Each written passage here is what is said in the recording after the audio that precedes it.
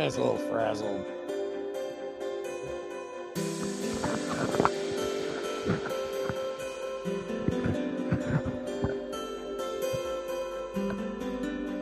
Maybe with this. All right.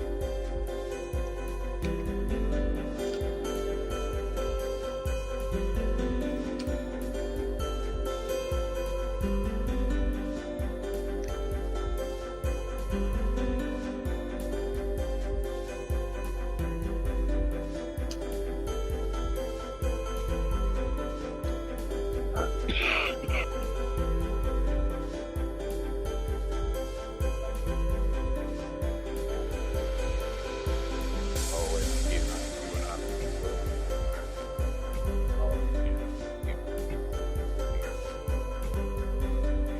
They measure in feet.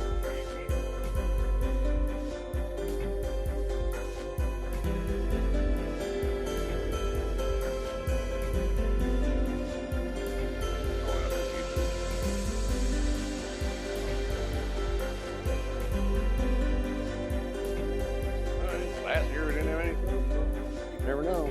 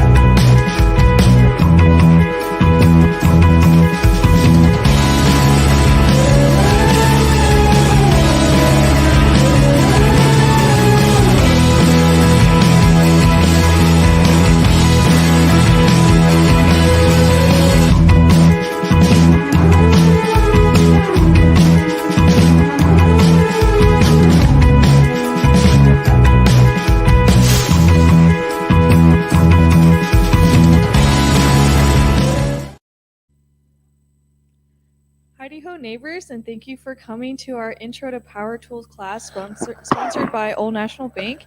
At Community Homeworks, our goal is to empower our neighbors to maintain safe, sustainable, and dignified homes. Bathrooms are upstairs or up the ramp.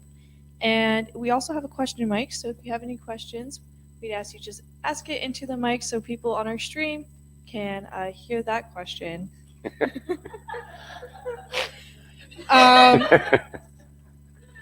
Our instructor today is Mr. Taylor, and since this is a bit of a smaller class, it'll be a bit more hands-on. So whenever he's ready, he'll ask you to come up and maybe touch the tools as well. And yep, I'm gonna hand it over to Mr. Taylor. All right. All right. You want to sit closer? You can. It's up to you. Well, did you come to learn a specific power tool, or in general, what do you need to learn tonight? Well, I have many power tools Okay. I was given, and I use them, but I don't know that I use them well or safely, Okay. or that I really know about them what I should. So I have an impact drill. I have a couple regular drills. Okay. I also have a circular saw. Okay. And I may have other things in the cupboard that I'm just not even aware of. But I have a home and I'd like to be able to do more with it. You know, I can't afford to always have things done, but it's a 1948 house, so you know, it needs things. A lot of things, yeah. All right. So, what we're going to be talking about tonight really is just kind of some of the basic tools that a lot of people, if they don't have any power tools, that should have them, and we'll go over some of those basics. And actually, this might be a good time to talk about tool library. I'll let one of you guys do that. Not to put you on the spot, but so. Okay, hi, I'm Sam. I'm Sam. Hi, YouTube. Yeah, actually, we have a tool library coming. Rachel is our tool lending manager. And since you are participating in a class, you'll get one of the first waves of opportunity to participate in the program. We'll be lending all sorts of tools that usually you don't want to buy or can't afford, something that you need for a one-off situation. So stay tuned for that. We're currently working on it. So It's actually coming together, so that's cool. All right. So, yeah, I mean, we're going to be talking about corded tools and cordless also. Most of them are interchangeable for the most part as far as what kind of things you can do with those. You can follow along, and I'll try to follow suit with it, but I'm not too good at that. I want to talk about safety first as far as the power tools are concerned. Pretty much anytime you're using power tools, you want to have some form of a safety glass put on, and make sure they're impact rated. We talked about this in hand tools class also. So they have to be a impact rated safety glass. You can get ones that cover your glasses up. They're all different styles out there, so you want to have a good pair of those. Another thing you want to keep in mind is anytime you're working with they call them rotational tools. So all that means is that something on it spins, right? And normal, what can be a safety item can all of a sudden become a hazard item. And what I mean by that is usually gloves. So I'm always a big proponent of not wearing gloves while you're using a tool that has anything that's rotating on it. I've seen some things where there's one guy that I was working with, and he'd been doing it for 30 some odd years, and he had a drill, had a bit on it, it was about that tall, and he was drilling up into a ceiling, and he always wore those, jersey gloves, brown ones, right?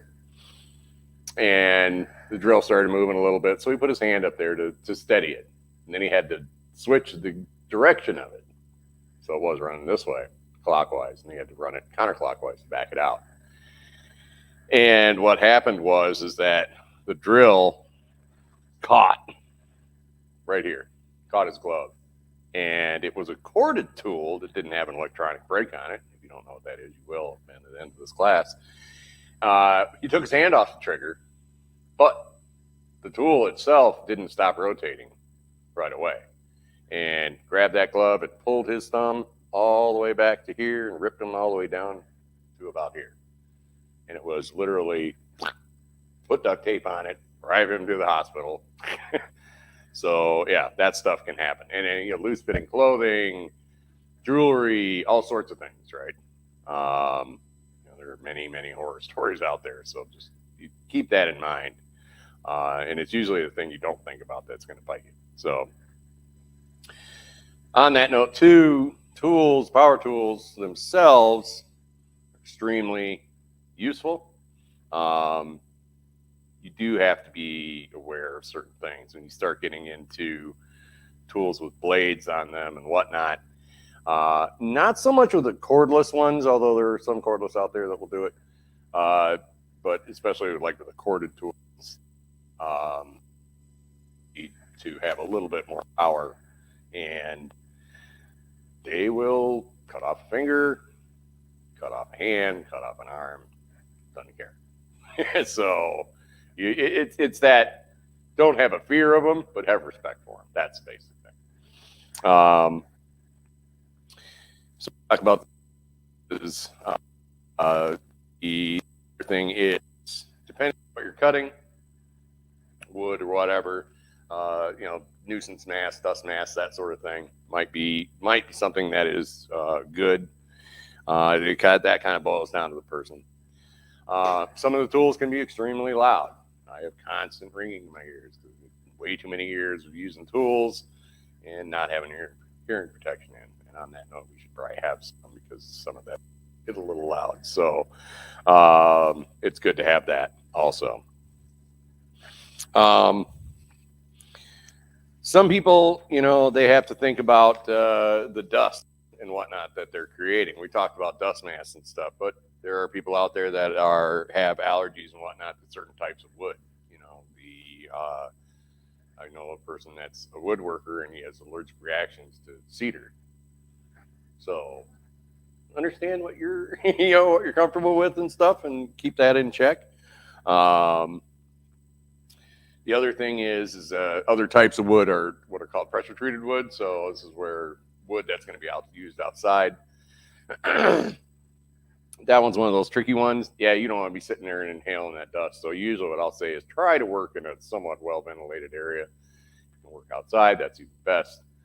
But especially with pressure-treated lumber, that has some pretty nasty chemicals in it. You're cutting it, and depending on how much you're working with it, you can really create quite a bit of nasty dust. On that note, too, when you're transporting or moving that wood around, this is where, gloves come in handy, so yeah, you want a pair of gloves, preferably a leather pair of gloves. But when it comes time to actually use that tool, I would say to take those gloves off. So it's just that sort of stuff. Long hair, yeah, tie that up. The other thing is, and I'm talking about corded tools. So I'm going to be bouncing back and forth from corded tools to cordless tools during this part. A lot of people inherit tools and they'll have, this sort of stuff. So I'm picking on this guy. And, back in the day, I'm sure this was perfectly fine. Today's day and age, it probably works. But, the chances for electrocution are pretty high because of this part right here, right? How's the end? How's the cord itself, right? So I will say this about corded tools. If you're buying corded tools, say at a garage sale, or you inherited them or something along that line, a couple basic things you want to look at. One is, are they UL listed under Ryder's Laboratory, right? Most of the tools out there are. Just because that it's UL listed doesn't necessarily mean that it's safe, but at least have it UL listed. And I haven't run across one yet that hasn't been. But, we have to say that. So the other part is, how is the tool itself? So I'll pick on this guy again, right? You look at the tools, a lot of these older tools have metal casings and whatnot and bodies. Is the body in good shape? Is it cracked? How is the trigger on it? This one has this style trigger. How is the cord? And, in this case here, you have there's a piece of rubber that's supposed to be over this. It's called a strain relief. That's missing. Could you rewire this tool? Yeah, Would I suggest it?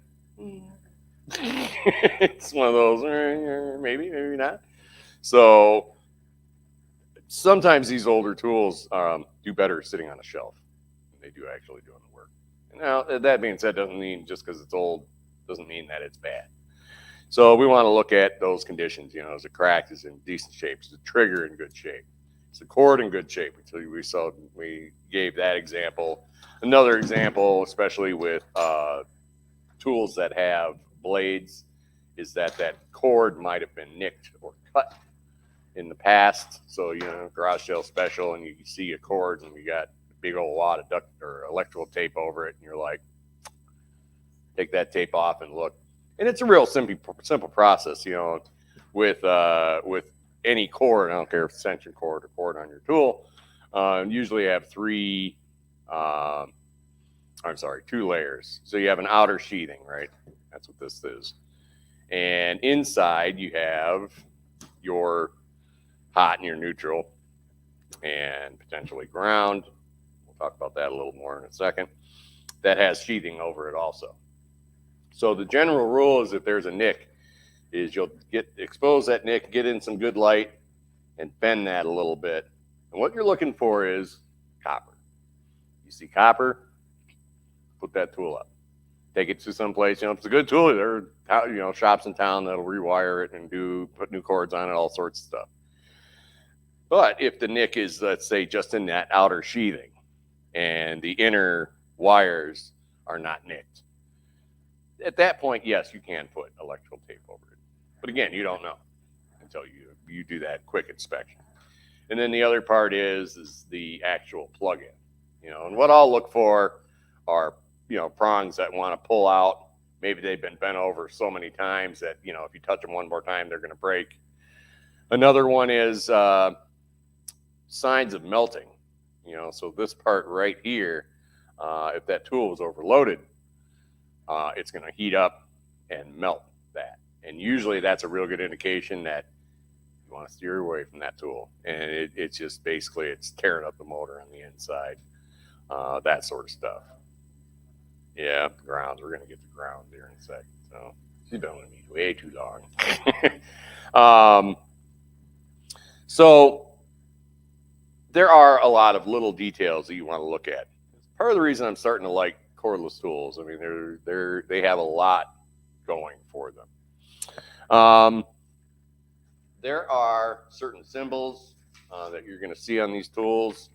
Here's that UL listing. Here's this symbol right here, this box inside of a box. What that means is it means that it's double insulated. Speaking of ground, what does double insulated mean? Well, a ground is nothing more than a pathway for stray electricity to exit out, right?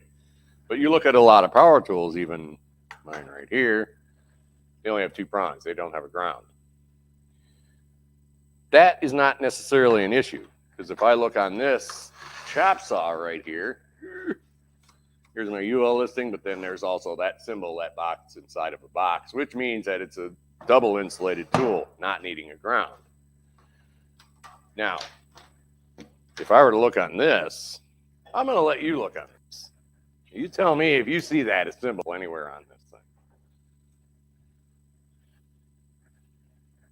And you'll see there's a plate on that also. And sometimes that plate gets beat up. Sometimes that plate is missing. So there might be incomplete information about that tool. That's right. Yeah. So that, like I said, that wasn't necessarily even a thing back then, right? Would I use this? Nope. I wouldn't.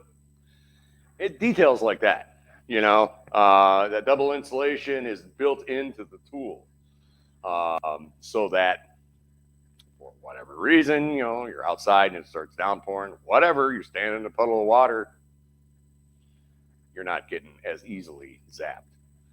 So small details like that, and we keep on going and keep on going. Another thing I will say, if you're using a corded tool, is to use the proper extension cord. And the only real reason for that is the health of the tool itself. And I'm talking about the motors. What happens is that Will you do me a favor and unravel one of those cords for me, please? You have a couple of different styles of electrical cords out there, extension cords. And I'm just being cheeky. Yeah, it's good. So this one here, this is a 12 gauge cord. So with extension cords, the lower the number, the better the cord, I guess. The bigger the cord, right? So a lot of the extension cords you may get are real small, and basically it just heats up that motor way too much. We talked about that melting and all that sort of stuff. That thing's gonna take a dive. Ooh, so close. So I mean, you'll find like 14 gauge cords or like 16 gauge cords. Generally, there's 16, 14, 12. Then you start getting at 10 gauge. You don't need that. But for me, if I'm working with a tool, I'm going to make sure I have a 12 gauge cord. It just helps that tool last longer. So, and it's less likely to overload. So, and cause problems. We talk about that more in electrical class. This is how all these things sort of start merging together. So the gauge of the cord is one thing. The length of the cord is the other. If you have, you basically want the shortest cord you can possibly get. So, I mean, if I buy a cord for my power tools, 25, 50 feet, about max of the length that I want to buy. I don't want a 100, 150 footer because I've had it where, people are using the tools or they may have multiple things plugged into them because you saw that one had a 3-pronger on the end. And not only is the tool itself hot, meaning it's tearing the motor up, but also that extension cord is extremely hot. And I've seen situations where those extension cords are actually melting because you don't go over the amperage necessarily to trip the breaker, but you tear things up. So keep your cord as short as possible. It's the easiest way to put all that. All right. And we could keep going with all that sort of stuff, but we will dive into the most common tools, or the tools that are usually the most helpful. So I'm gonna pick on these are tools from work for me. So I'm gonna pick on cordless tools for now. Corded are relatively similar. They're similar enough to where you're going to be able to say, oh, all right. So the first thing is with any cordless tool is be very wary of buying them used. And the reason I say that is you may have tools that work great. Do the batteries hold a charge anymore? Do they have a charger? Does that charger take an hour and a half to charge up one battery? Details, right? So if you are buying used battery operated tools, you want to make sure A, that they have batteries, B, that they have a charger and that charger works and that those batteries hold a charge. So in talking about batteries, the thing with batteries, and it's getting more difficult now to find them, but when battery operated tools first came out, they were what are called NiCad batteries. These are just standard everyday batteries. And what would happen is that, let's say you use the tool, right, and you push your little thing and you say, oh man, I'm halfway, I'm just going to charge it up because I got another battery. They would get what was called a memory, and they would only charge to halfway after repeated use of doing that. And they also, when they die off, sometimes those NiCads take a while to charge back up. So that was kind of first generation and had its issues and stuff. Plus they were real heavy, right? So then they switched over to lithium batteries. And lithium batteries are great. They have a tendency to have more power for a much longer period of time in a much lighter package. I'll give you an example of these two, and you feel the weight on these. So, yeah.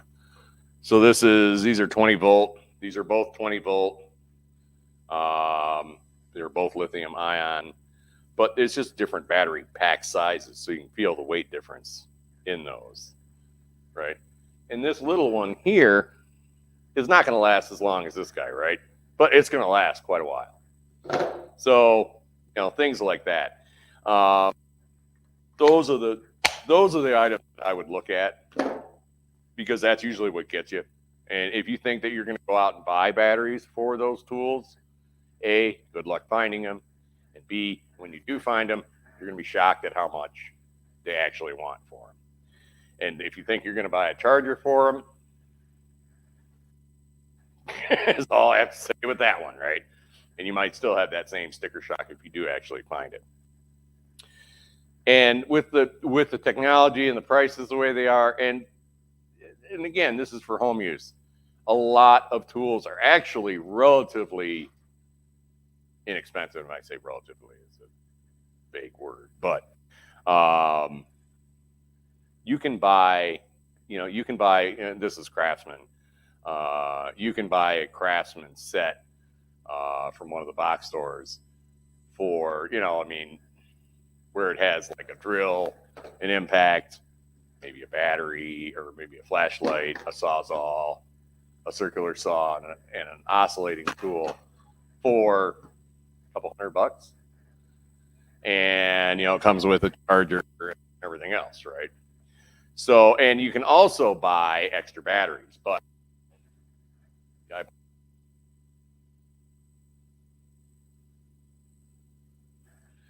so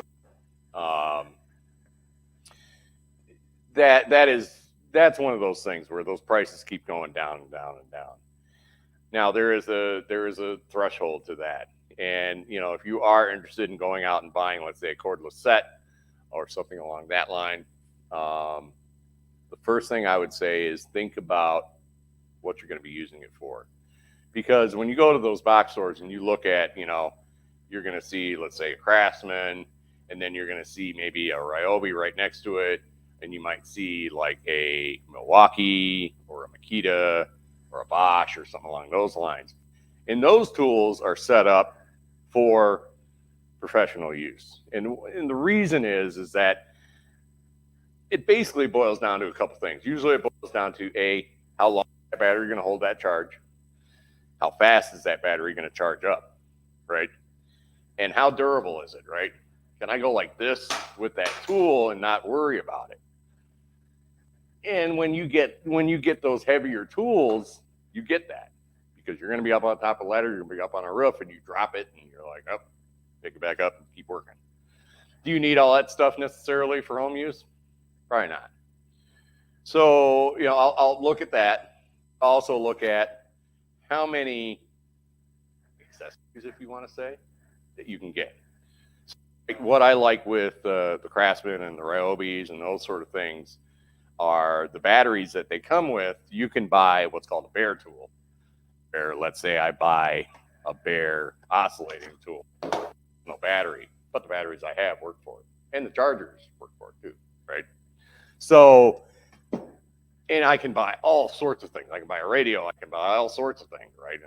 And I can buy a little leaf blower, all sorts of things, and the batteries are all interchangeable. It's not necessarily the case with all of them. So you want to sort of look at all that. I will say that for me, as far as home use goes, Craftsman and Ryobi usually are about the best as far as just that home use. You're not using it every day. You're not dropping it off a roof. You're not, it's not that they're not durable. They're just not built to be abused, whereas the Milwaukees and the other ones are built to be abused, and you pay for that.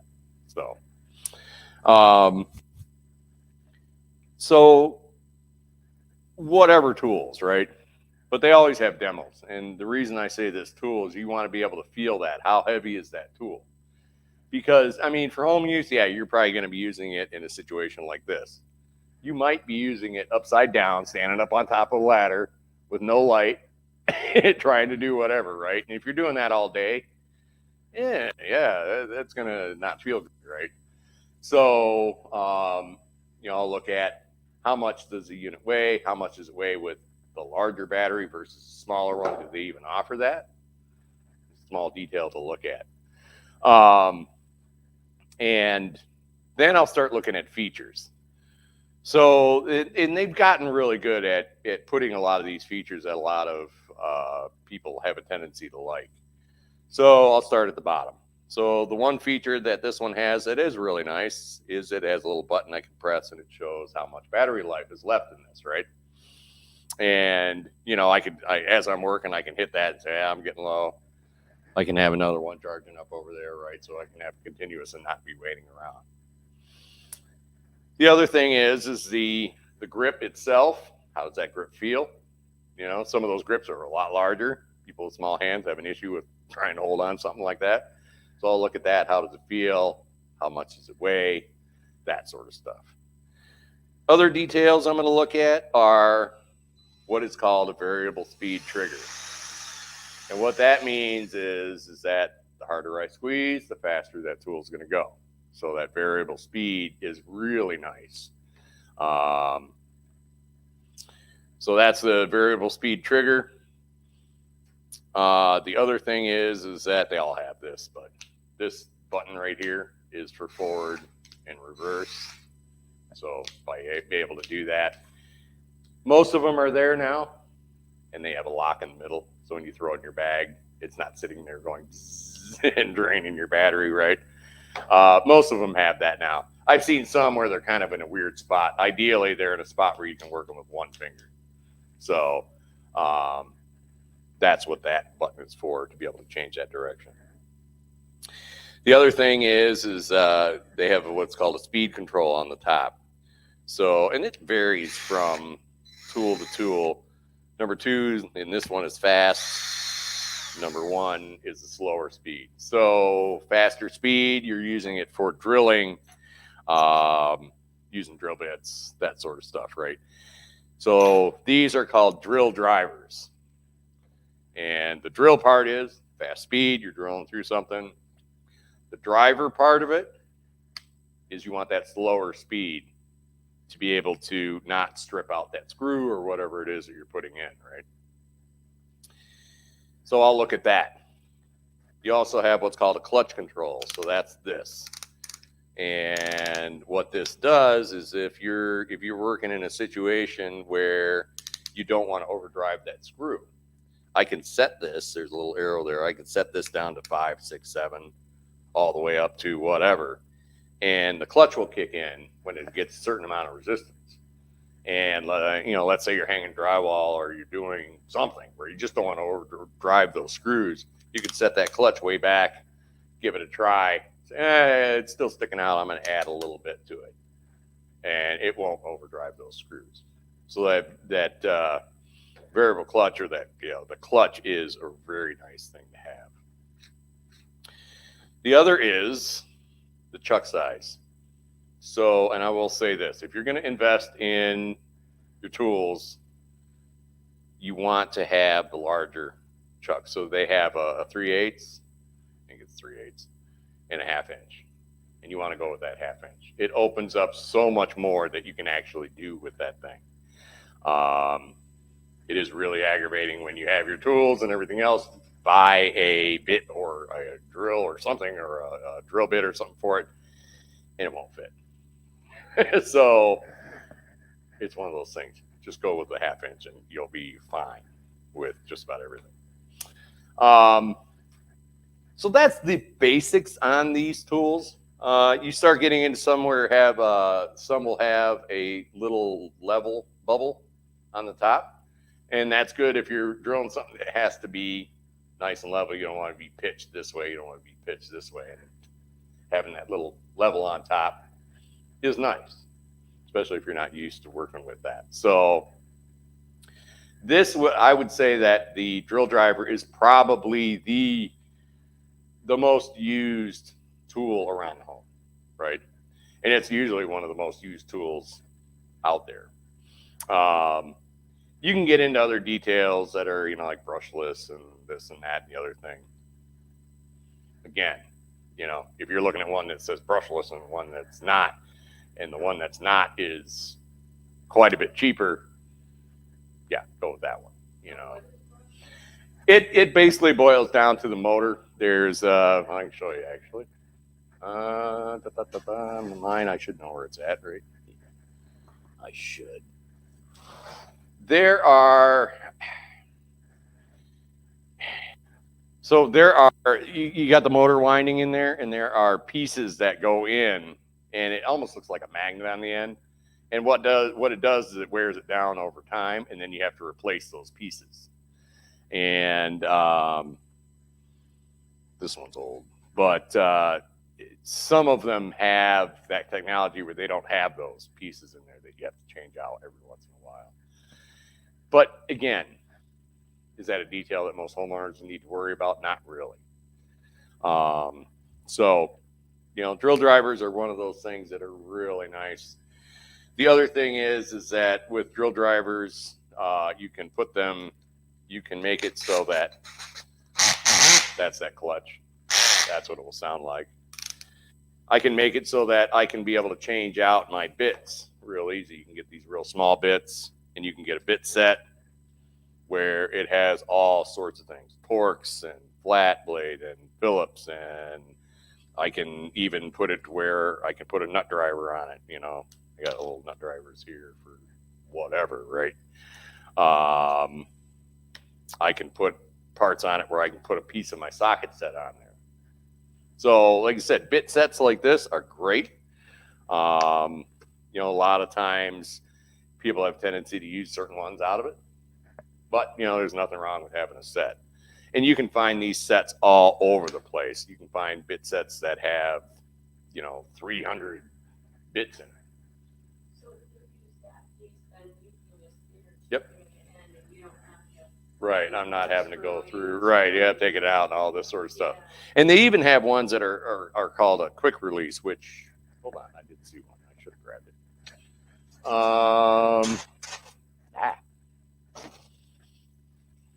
So they have styles that are a quick release style where it pulls down and you pull it out and get out. Because these don't work for drill bits, right? But they do have ones out there that are modified. You have to buy their special drill bits. That's where they get you.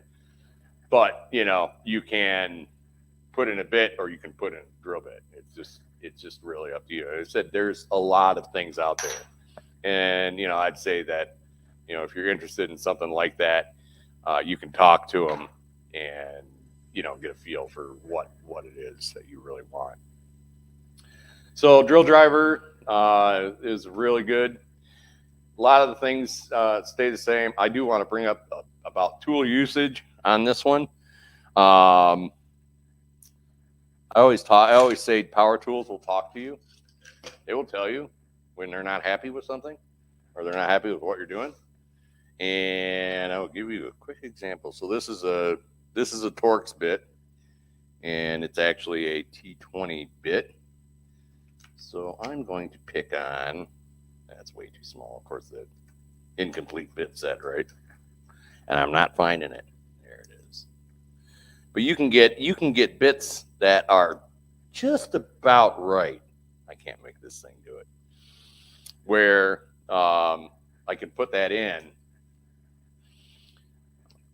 I'll put the clutch on this because it's going to resist on me too much.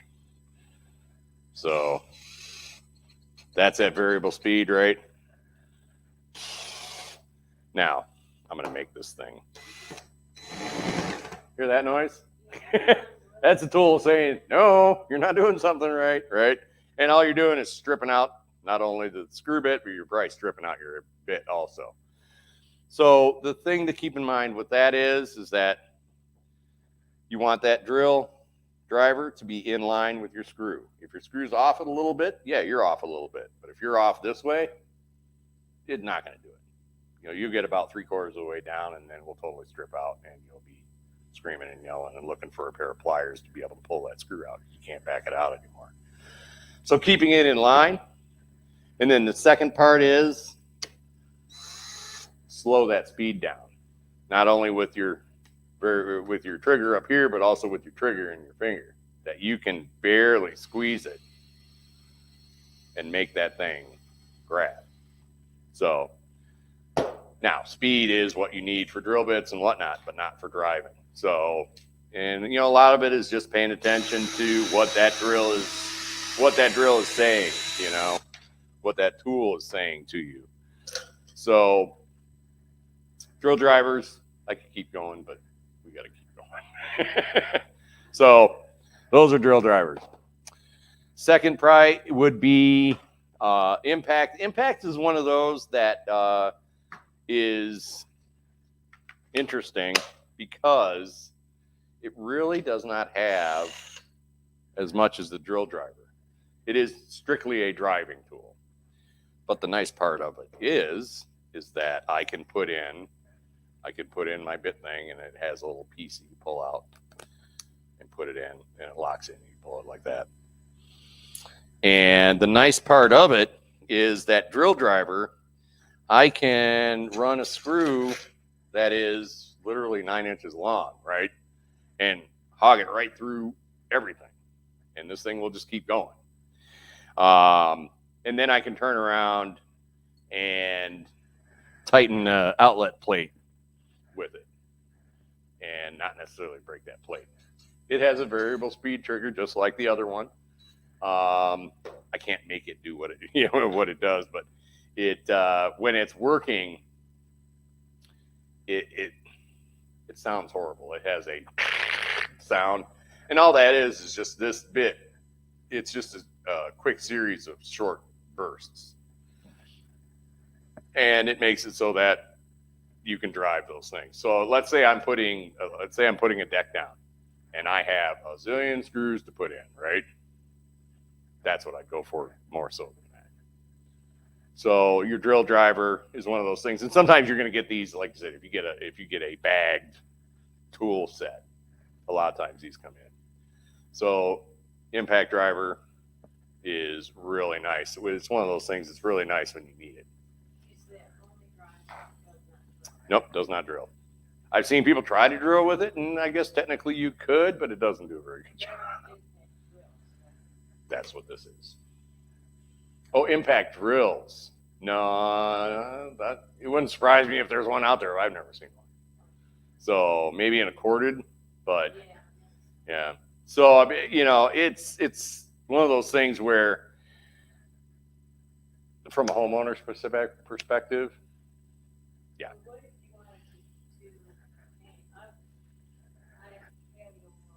Yep. Yep. See. So just drive into it then? See, you reminded me of something. That's why it's good that you ask questions. So that's the other part. I apologize. Hammer drill. So sometimes you're going to see what looks like an image of a hammer on there, and it's going to be mixed in with that chuck that we were talking about. That is a hammer drill driver. And what that means is that it is designed, when it's in that mode, to be able to drill a hole into concrete or mortar or something along those lines. Can you do it? It takes a special bit also, right? Can you do it with this? Yeah. In a pinch, yes. At home, I even do it with mine because I don't have a hammer drill anymore. 1 or 2 holes, not a big deal. If you're drilling a bunch of holes, yeah, you may want a hammer drill because you will tear this thing up, right? That is the other feature that some of them have. And that feature will up that price too. So that's one of those things where somebody will buy it, they won't look at it real close, and they'll get home and say, oh, I spent so much on this. And they'll look and go, oh, it's a hammer drill too. That's nice, but do I need it? So, yeah, details. So, yeah, drill driver, impact driver. The other one is, let's see if I'm going in order. Sort of, it's the last one, but hey, we'll talk about this guy right now. Is what's called a sawzall. And some people call it a reciprocating saw. I call it just a sawzall. Power tools fall into that category of it just sort of depends on what they're called by, what region you're in, whatever, right? So sawzalls are one of those tools that have absolutely no safeties built into them really whatsoever. But they are nice because they take different sawzall blades. And this one here, I'll talk about the blades first. So two styles of blades out there. You have your aggressive teeth, and that is for wood. And then you have your fine teeth like this, and that is for metal. All right. So let's say I want to cut, let's say for some oddball reason, and they're usually a demolition tool, right? So let's say I want to cut a metal pipe. I make sure everything's good. Let's say I want to cut this metal pipe right here. If I had the right blade in it, yeah, I could cut through that if I wanted to. I won't do it. But yeah, you can get really nice blades in these where, yeah, you can sit there and cut this thing up all day long, cut up all this metal, right? The other nice part is that these blades, you can get all different lengths. And let's say I built a wall like this, right? Let's say I goofed up for some reason. I have to cut this stud out. So how that's built is you have your bottom plate. You have a 2x4 goes in, those nails run right up through. And you have this wall in place, and you're like, how in the heck am I going to do that? If certain blades, I can bend that blade like that and actually run that thing where it's going to not cut the wood, but it's just going to move right along and cut right through those nails, and I'll be able to remove that stud. So in this case here, I'd go like this, right? I'd bend that thing, I'd get it started, and cut right through those nails, remove that stud, put it back into the space that it needs to be. I'm not cutting that stud in half or anything. So small details, right? Or I'm in a tight spot and I need to cut something flush to the floor. A sawzall is one of those tools that the more you use it, the more you find out that, man, this thing can do a lot, right? The wood blades, no, you can't bend those. But, I can cut, let's say, again, I'm in demo mode and I want to cut that wall out. Yep, I can use this and get right in there and cut that wall. I wouldn't do it with all the wiring and all that sort of stuff in there. But little safety item on this is that, it's from experience, you have what's called a boot. And whatever it is that you're cutting, you want that butted right up to it. And then when you start, it's got a variable speed trigger. If I want to, I can cut that slow. I never suggest it. But what happens is that people are not used to it. They're going to not have that item, whatever it is they're cutting, butted up to that boot. And they're going to be at a spot like this. And it might start cutting until it grabs. And then it's going to do this and jack them right in the face. So details in how you use the tool, right? If you can, back off where you're not right on it. Sometimes you don't have a choice. But ideally, especially these guys, they have a tendency, if they grab or you get that blade gets bound up a little bit, they're going to come back at you like this. And there's no safety on it whatsoever. So back to the whole thing of you don't want anybody closer than what you can hit them, right? So, and that's really with any tool. I mean, sometimes, yes, you have to have a person right there, but you have to make sure they understand that, that tool can get away from you. Sawzalls are really nice. It's one of those things that, again, the more you use it, the more you're going to find out that it can do. You can cut circles with them. You can cut out roots out of, you're digging a hole and you got a big old root in there. I can go out and buy a brush blade for this and just jam it right down in the hole and cut that root out, throw it out, change the blade back over to whatever it is that I need. So sawzalls are nice. Yes, I can keep going on them. Again, this is just introduction. So sawzalls are really nice. Flashlights, always nice. I'm stick battery in, right? So how often, and we talked about this in hand tools class. The whole idea is that I can set it up, get it to where I need it. Now I have a free hand and I can actually see what I'm doing. You wouldn't think a little battery operated flashlight like this would be handy, but oh man, it is. So flashlight is really nice. Do a quick talk about a tool that's not on this list, but I think it should be. So this is what's called an oscillating tool. And this tool is, again, one of those tools that I can, it has the same deal. These coarse blades are for wood.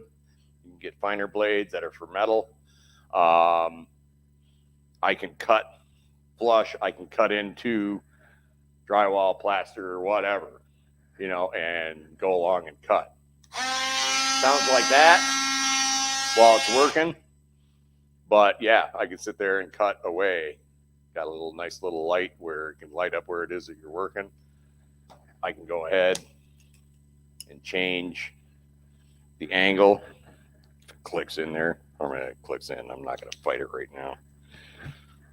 But it clicks in. Not clicked in right now. But if for some oddball reason I need to use it at that angle, I can. So those oscillating tools, again, this is one of those that the more you use it, the more you go, that's really nice. And like I said, these power tools, a lot of them are just basically set up so that they can make you do something quicker, easier, less hassle. So,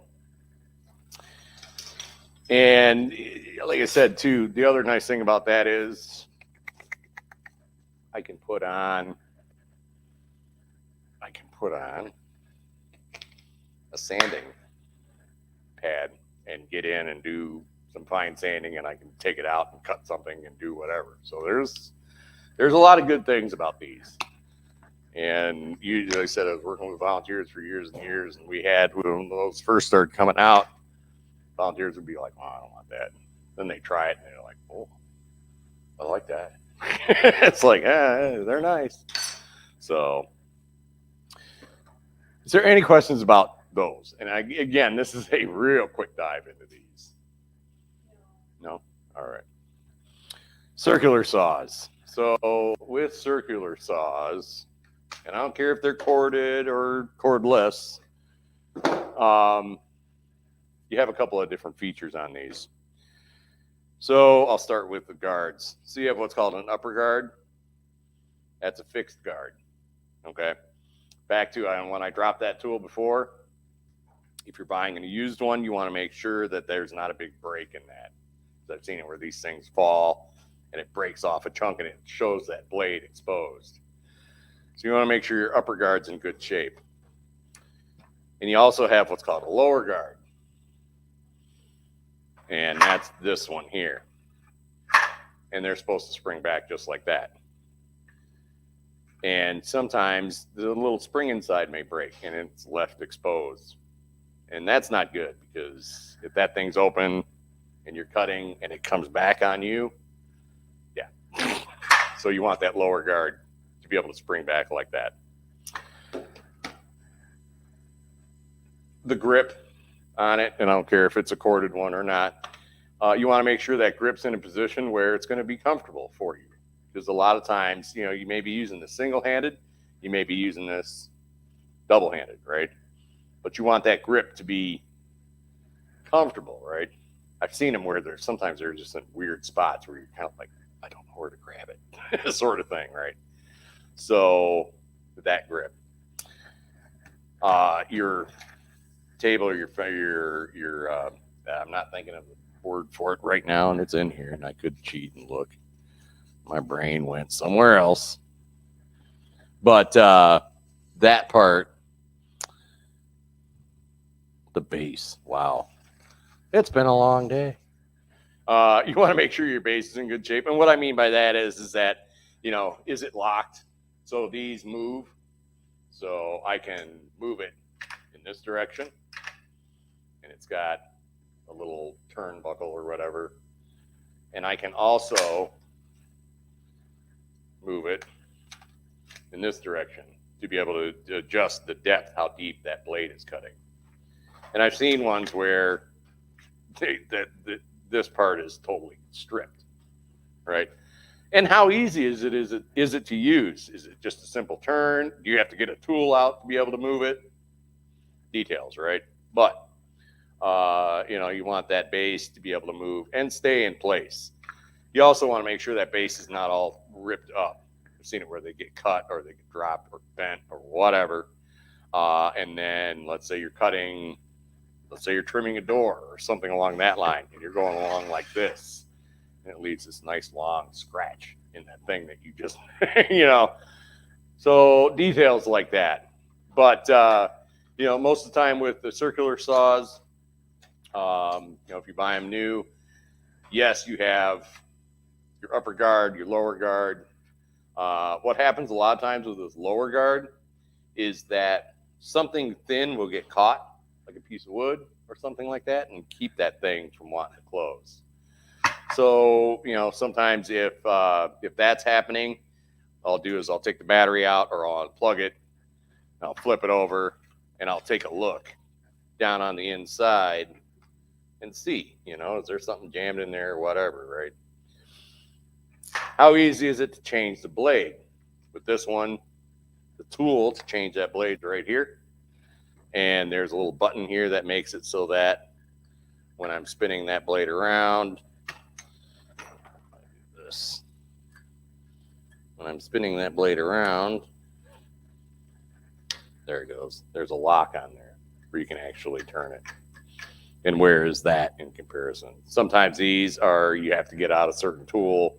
You have to get out an adjustable wrench or something, but they have styles that it's an Allen wrench that actually stays on board the tool itself. So, a lot of it is, just things like that. How hard is it to do something? We talked about this in the hand tools class. And what happens a lot of times with these circular saw blades is that they'll get dull, but it's such a pain to change them that people don't. And then they become dangerous. So how do you know if the blade's in good shape? Well, there's a simple way with that too. No batteries. All right. So I'm going to show, sorry. Want to turn that or, I don't know if you can see them or anyways. You have these little tips, right? What happens over time? You cut a nail or something like that, and one of these tips come off. So one or two off, not a big deal. More than that, you start running into a problem, right? And rotation, how it cuts, runs in this direction, cuts up, or So that is the basics on that. There are a whole bunch of different types of blades. So there's a pretty simple rule to think about with blades. The more teeth you have on a blade, the finer the cut is going to be. That's an easy way to look at it. There's a lot more detail to it, but if you have let's say you have a blade size and it has 30 teeth versus the same blade size that may have 60 teeth. A tooth is one of these, right? So the 60 tooth is going to give you a finer cut. It's going to take a little while to cut through it, but so that's usually an easy way to think of it. There's also, you can put in metal cutting blades or concrete cutting blades out there, like diamond blades and stuff like that. There are ones that are specifically made for rip cuts. So, real quick lesson. Standard piece of wood, your grain is running in this direction. A cross cut is across the grain. A rip cut is with the grain, right? And then they have multi-purpose. So, and again, they will talk to you and they will tell you when they're not happy with something that you are doing. So if you're working with a circular saw, also a bag collection. I lost my bag. I don't know where it went. So what you want to do is, again, you want to think, am I working by myself? Do I have somebody helping me? Whatever. Sometimes you get into situations where, you have to use one hand to hold on whatever you're working, right? And sometimes you can have somebody else hold it, but sometimes you want to have two hands So this is where your drill driver comes in saying you can't have a set of sawhorses and run a couple screws in to hold that board. That frees up your hand to be able to do a cut.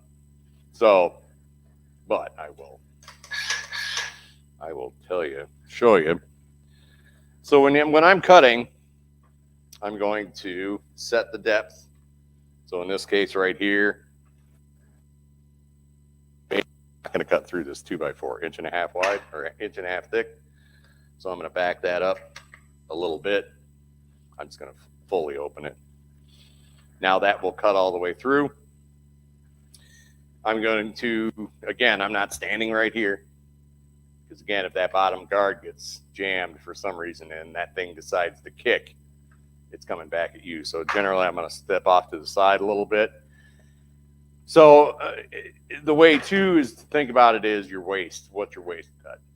The piece that you don't want anymore.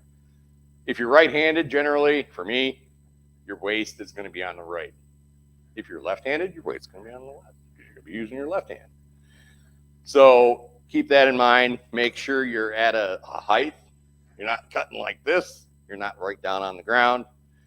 And you're also not in a position where I've seen it where people cut right in the middle here, right? And what happens is that board comes down and it binds that blade, and all of a sudden it's jerking back at you, right? So you want to have that piece that's going to fall off free to fall. And then again, listen to the tool. So I'm off to the side. I got my safety glasses on. There's no one within reach. And I'm going to start that blade. I'm always going to back that off. So any kind of bladed part, you start with the tool, the blade itself, not necessarily touching the wood. So I'm going to get let's say my marks on there. I'm going to back this thing off a little bit. I can look down right here and see where that blade is touching that mark. Do my adjustments. I'm going to start it up. I'm going to run my cut. I'm going to push all the way through. You don't want to stop. Like, oh, I'm almost done. Take your hand off the trigger. And you saw how fast that blade stopped, right? Remember that electronic brake we were talking about? That's what that is. And that's really nice because when you take your hand off that trigger, that blade stops. It doesn't sit there in free spin for however long. And then, that kind of a cut, makes, a pretty decent cut. A little jagged, but not horrible. And the sound that it made as it was cutting through, that's the sound you want to hear. What you don't want to hear is this. So when I'm starting this up, right, I can make that thing jam. Corded ones, it's not going to stop like that. What it's going to do is it's going to bind and it's going to come back.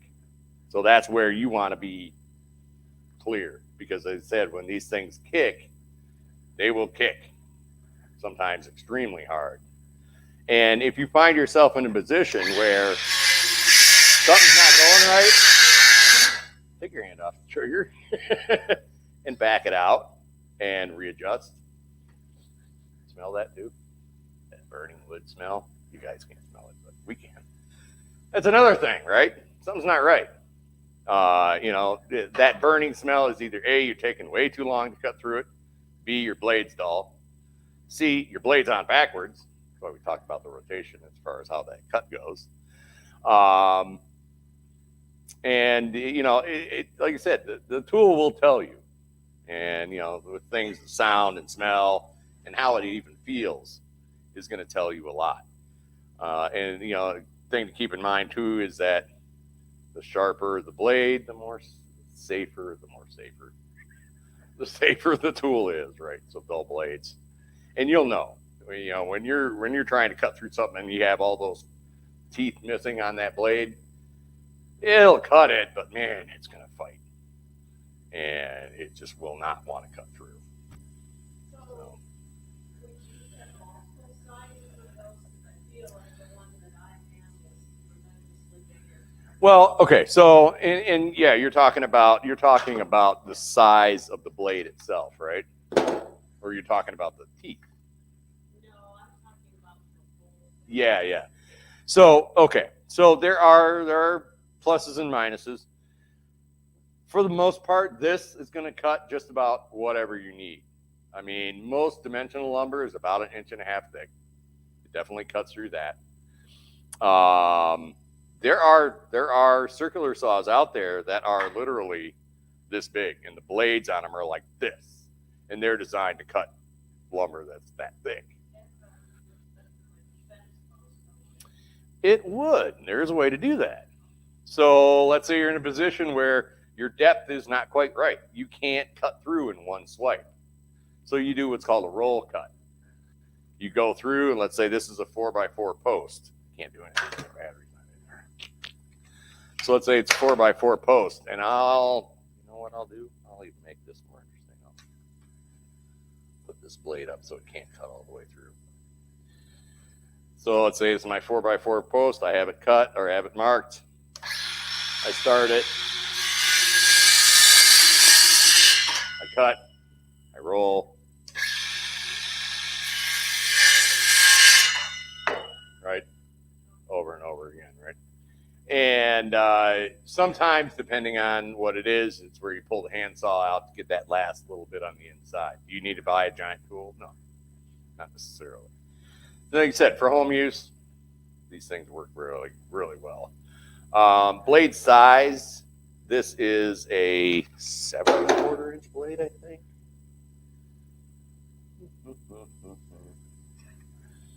Yeah, it doesn't. It did say at one time, but it doesn't say anymore. But it will say the blade size. So it depends on the circular saw. So like most corded circular saws are like a 7.25 inch blade, right? Meaning, yes, it has a deeper cut, but a lot of times this is going to do just about everything you need. And you'll see on this, it says how many teeth. This is an 18 tooth versus whatever, right? So, like I said, circular saws are really nice. Do you want to give it a try or no? Come on. It's a nice part about having just a few. You got it. Here, what I'll do is I'll put this back. Oh, sure I will. That in. All right, so safety on this is this. When you press that down, it runs. So I will give you just a rough mark. You're right-handed? Mm-hmm. All right. And I'm going to break a rule. I'm going to be right here with you. I'll hold your board. So you can look down, right down through here. And you have these notches in here also that are going to say, but they're not always accurate necessarily. So it depends on the blade, or it depends on the saw. Sometimes it's that mark. Sometimes it's that mark. If you don't know, take a look down through here. So push it up without squeezing the trigger. Yep. Push it up against the wood so you see that mark. Oh. There you go. Yeah. Right. And I want to start just a little bit. Yep. You want to back it off just a little bit more. There you go. Go ahead and start it up. Let it get up to speed, and then run your cut through. You want to push all the way through. You could probably speed it up a little bit. There you go.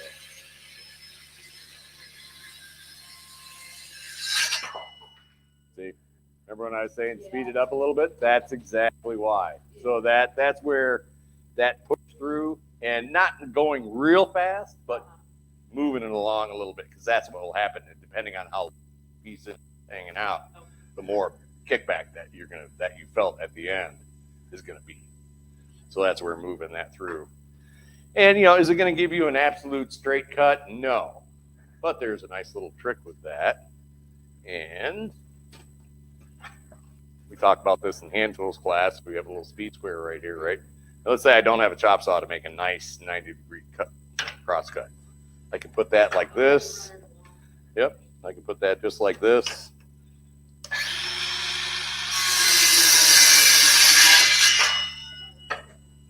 And I got a nice 90-degree cut. So yeah, there are always tricks you can do. And again, the more you use it, the more you're going to say, oh yeah, I can do this, I can do that.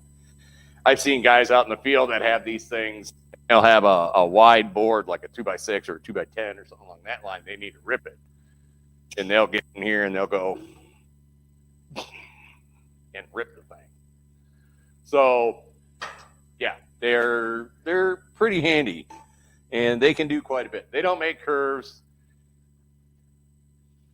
They can't curve, but for the most part, they don't make curves. I've seen people where they do that occasionally, and I'm way over already. Want me to go over chop saws with you if they're going to stop this? I don't mind. We started a little bit. All late. right. I'm After gonna we wrap made a up the mess. stream. We're gonna continue our class just like off the live stream because of YouTube. LOL. Thank you so much for coming. Thank you for all the viewers online and for commenting. Remember, we try to live stream every class, and they will be on YouTube. Our next class will be in September, so stay tuned for that. Check our website, and thank you for tuning in. Thank you for coming. Thank you. All right. So chop saw. So a chop saw is that. You want to give me the extension cord on? Please. Ugh.